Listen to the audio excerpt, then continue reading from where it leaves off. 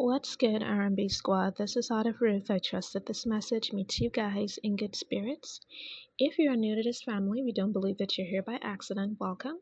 We're happy to have you, and Jesus is, of course, always happier. The word I have today comes from a couple dreams that I had, and all of these dreams, they're different dreams that happened in one night. As you listen to the details of each dream, you will know by the details whether or not this word is for you. Please eat the meat, spit out the bone, take what's for you, and leave the rest.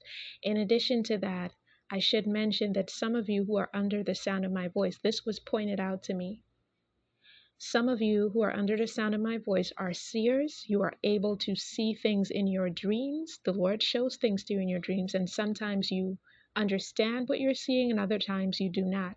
So some of you have had messages given to you via your dreams from the Lord and you weren't sure what it meant. But as you listen to these dreams and the interpretation, you will know this will come as confirmation to the dream that you had. Okay? So there are those of you whom the Lord spoke with already in that manner, and this will come as confirmation. And there are others of you that the Lord gave you confirmation of this word in other ways. Perhaps you saw things in waking life. Perhaps He sent a word to you in waking life, and this is going to come as confirmation. You will know by the situation that you are in. So let me get into the first dream, and there's so much in here. There's a lot that I have to get through in this word. Guys, please bear with me. Sometimes the Lord overloads me with messages and it can be a little bit overwhelming, and I'm not complaining. Glory to God. I love that He speaks in this manner. So bear with me because it's going to take a little bit of time for me to get through everything that He told me. But the good thing about this is all of these messages are beautiful. So let me get into the first dream. In the first dream, I was watching what appeared to be this scene in this movie or TV show. So I'm sitting there watching this scene in on this TV show or in this movie. And I see this man and this woman, and they are walking by themselves on the street. And I'm made to understand as I look at them that these two people are the main characters. They are some of the main characters on this show or in this movie. And these two main characters, they are trying to disguise themselves. So they are in disguise because they don't want certain people to see them, and they don't want certain people to know that they are there, that they're there on that street. So they're in disguise. And then this guy who seems to have some kind of beef with them, who appeared to be one of the people that they were trying to disguise themselves from, he walks up to them and he has a weapon in his hand and he aims the weapon at their lower backs.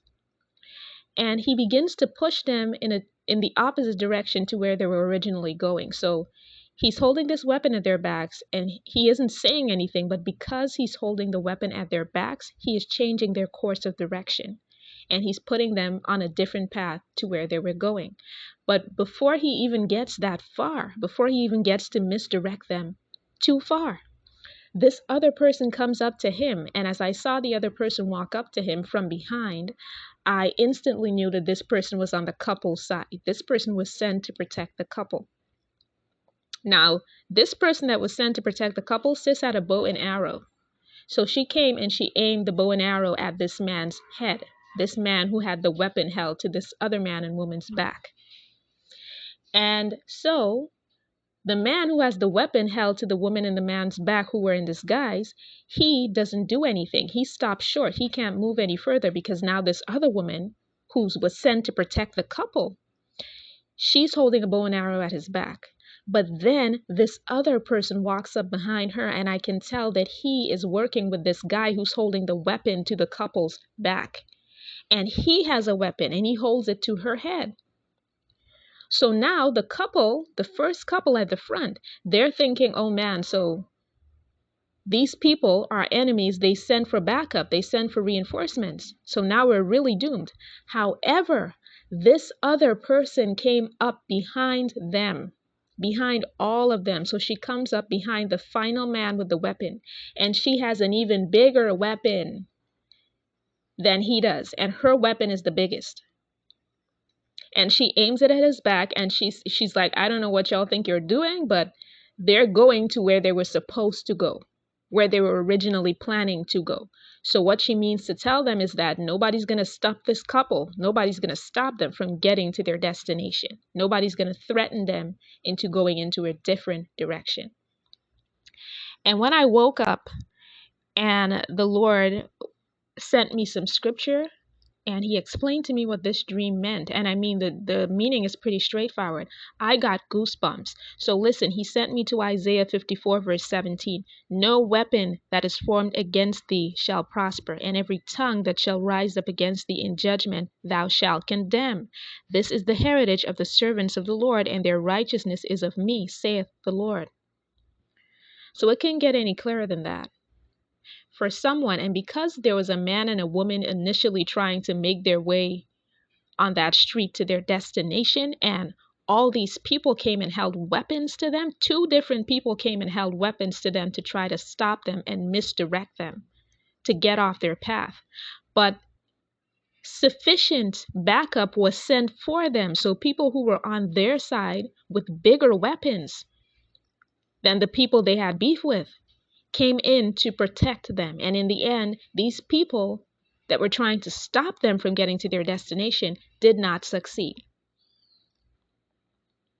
So for someone, wherever it is that God is sending you, whatever you're on a journey to, whether that's your purpose, whether that's your marriage, whether that's some ministry that you have to set up, whether it's some financial breakthrough, it's breakthrough in your family, whatever path God is putting you on, every single weapon that the enemy tries to use against you, it shall not prosper. Everyone that speaks ill of you, their tongues shall be condemned. Their own word shall condemn them. Do you understand? If God be for you, who can be against you? Who can be against you? You're going to get to where you're going one way or the other. Nothing and no one that the enemy sends is going to stop it. So that's one word. So then I had another dream. And in this other dream, this is beautiful. This is really beautiful. As a matter of fact, you know what? I'm going to leave that one for last. I will leave that one for last because to me, that is so beautiful. And I want to end on a high note for those of you listening to this. So there was another dream that I had after the one that I'm going to leave for last, but I'm going to put this one second. Now, in this dream, I saw a woman speaking with her mother. And she was speaking with her mother about this man. And the man, from what I understood, was her God-ordained partner. And she was saying she just did not know what was going on in his life. It looked like things just weren't, he wasn't making any progress, and she was wondering what was going on. Why was this person who seemed to have such a bright future all of a sudden stagnant? Or every time he tried, it's like he's squirming on a hamster wheel. It's like he's going around in circles when he tries to make progress. And she said, I think somebody is doing witchcraft on him. I believe that this is witchcraft. And then the Lord started downloading to me, as I listened to their conversation, the qualities of this man.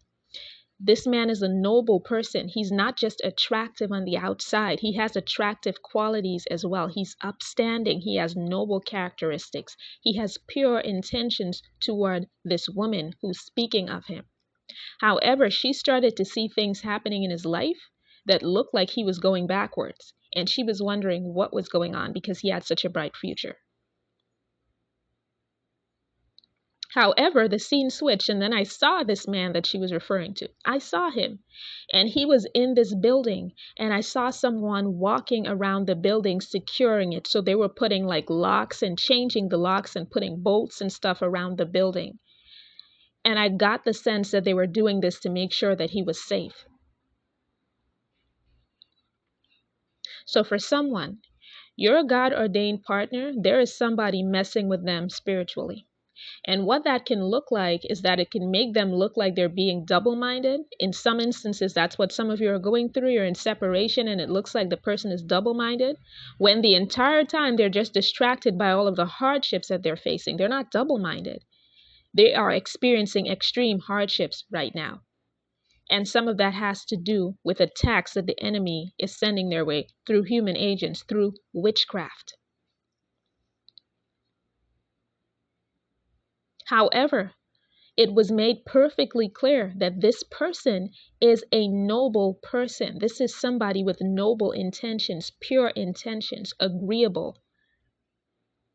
Somebody who doesn't have any intentions to play you or hurt you or anything like that.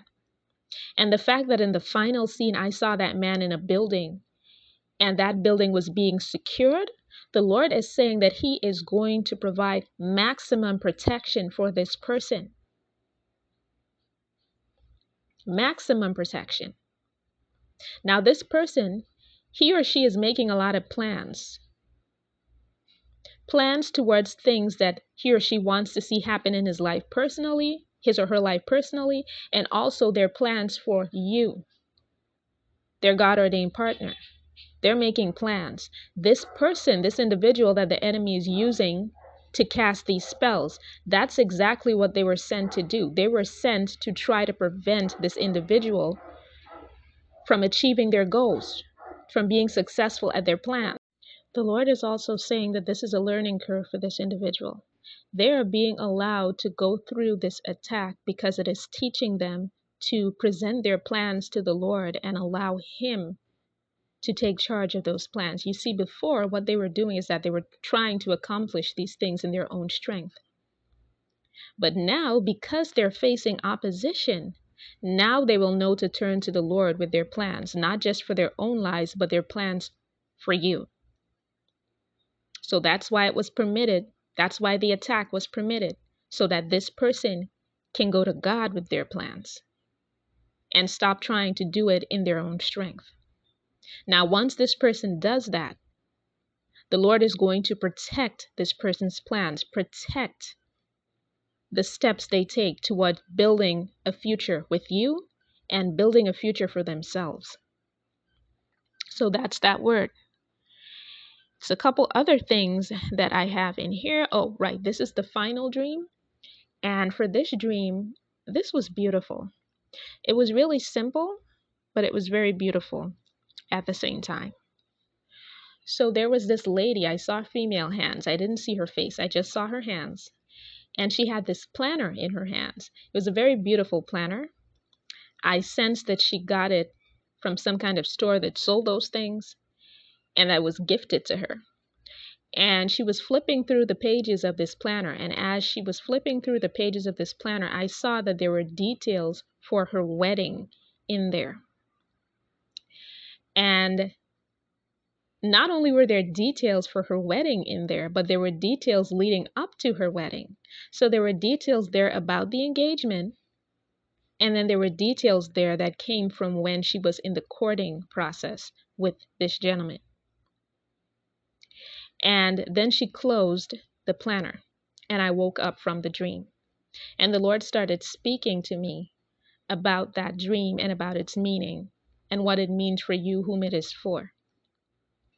So now you may think that the marriage promise that the Lord spoke over your life is not going anywhere. You may either have never met your person before, or you may know who your person is and you are not in communication with that person, or you're in communication with that person. You and this person are talking, but it doesn't look like it's going anywhere. You may have even hit a rough patch with this individual recently. The Lord is saying, regardless of what it looks like, His plans for your union are going to prosper. And He led me to Jeremiah 29, verse 11. For I know the plans I have for you, declares the Lord. And I'm getting emotional for you on your behalf, for whom this is for. Jeremiah 29:11. For I know the plans I have for you, declares the Lord, plans to prosper you and not to harm you, plans to give you hope and a future. Some of you have lost hope. There are those of you under the sound of my voice. God spoke this promise to you so long ago, and now it seems like it's completely dead. It seems like there is no movement, that like there's no life. If you're in communication with your person, it feels like it's going nowhere. It looks completely opposite to what the Lord told you. Some of you, the Lord done sent you signs that it's going to happen in these last few months of the year or early next year. And you're thinking, how, Lord? Because this person and I, we're not even speaking. Or you're thinking, even if we are speaking, we're not on good terms. Or I haven't even met anybody. I haven't even met. How can my courtship season be approaching? How can my engagement be approaching? How can my wedding be approaching? If I have not, if it doesn't seem like anything in the natural is lining up. Oh, the Lord said it's lining up. It is lining up. And everything is in a straight line heading to you.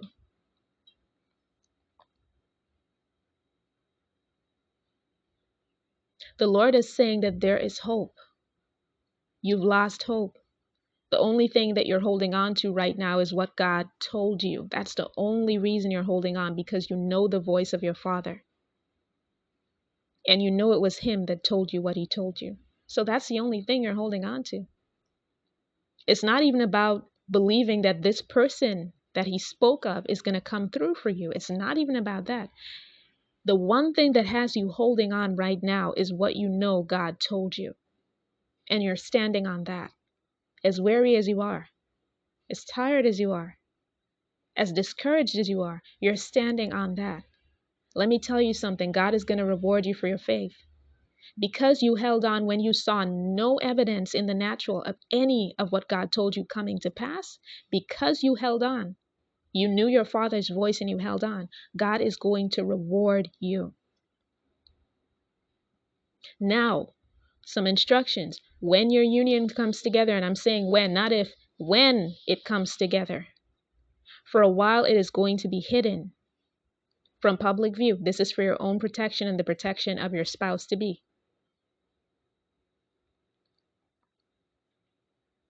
Keep quiet about it. Don't go talking to other people. I know you're going to be happy, but express your happiness to each other and to the Lord. Don't be telling nobody your business. Oh, and the last thing, the Lord said that the matter of establishing this union is completed. The matter has already been completed in the spirit realm. So it is only a matter of time before it comes to a reality in the natural. So that's it, guys. That's what I have for these messages. I hope that you found your confirmation in there somewhere. I hope this message blessed somebody. I love you guys. I will be back with another word as soon as the Lord releases me. Take care.